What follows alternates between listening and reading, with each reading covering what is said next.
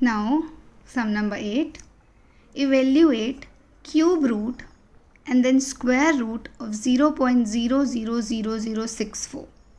Here we are having its cube, then square root of 0.000064.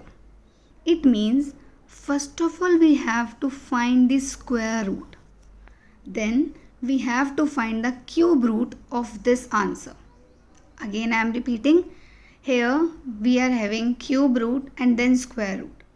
So first of all we have to find the square root of this given number, and then whatever will be our answer, we'll find its cube root. It means first of all we have to solve its square root of 0.000064. So how can we write it?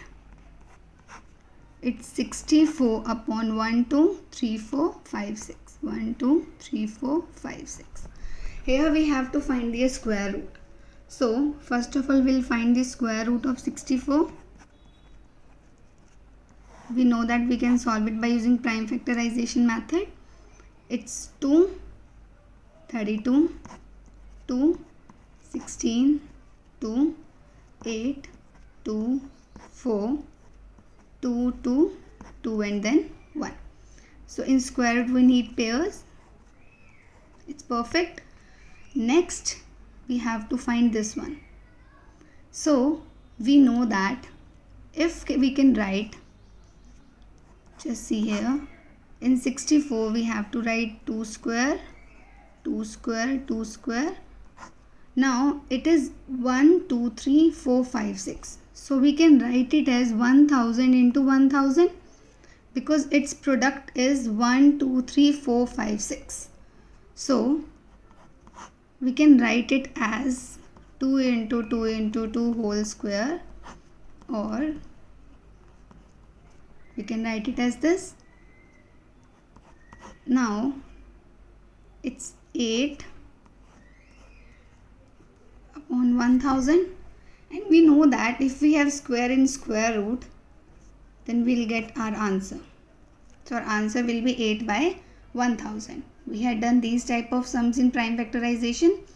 Again I am repeating. Here we have to evaluate cube root, then square root of 0.000064. So first of all we'll solve the square root. 64 by 1, 2, 3, 4, 5, 6. We had solved the prime factorization of 64, and then we can write 1, 2, 3, 4, 5, 6 zeros as 1000 into 1000 because their product is this. It means 1000 is the square root of this number. So we can write like this, and our answer is 8 by 1000. Then we have to find its cube root. Now we have to find its cube root. It is clear to us that we can write 8 as 2 into 2 into 2 and 1000 as 10 into 10 into 10. Okay. Now we can write it as 2 cube and this as 10 cube. Now 2 by 10 cube. So our answer will be 2 by 10, that is 0.2. 9. Is 74088 is a perfect cube or not? It means first of all we'll find its prime factorization. Then we have to check whether they are a group of 3 numbers or not. So let's start. It's 74088 on to 37044, again on to 18522, again on to 9261. Now unit digit is 1, so it will not divisible by 2. So on 3, 3087, on 3, 1029, on 3, 343. And we know that 343 is divisible by 7 on 49, 7 on 7, 7 ones are 7. So the factors of 74088 are 2 into 2 into 2, 3 into 3 into 3 and 7 into 7 into 7. So these are group of 3 numbers. So it's 2 cube, 3 cube, 7 cube. So we'll take part as common. On taking this cube on that side, this is our cube root of 74088 is 42.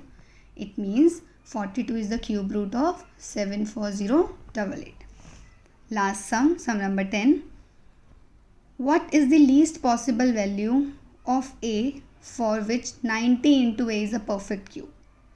Here we are having 90 into a and we have to find the value of a so that it will become a perfect cube.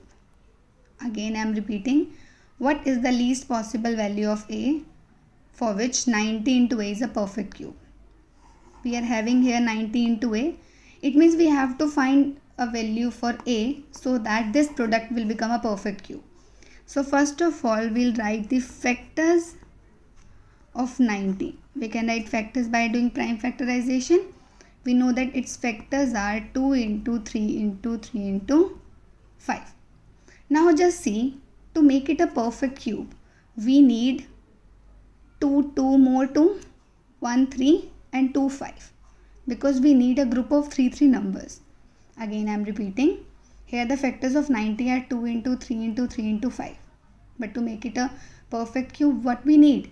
We need every factor should come in a group of 3. Fine. So it means what we need? We need 2 2s, 1 3 and 2 5s. Okay. Next, for this, it means these should be the value of a. So a should be 2 into 2, what we need? 1 3 and we need 2 5. So if this will be the value of a, it will become a perfect cube. So it is 300. Now the value of a is 300. So multiply a with given factors. So 90 into a, what is our a? It's 300. Our answer will be 27,000 and this is a perfect cube.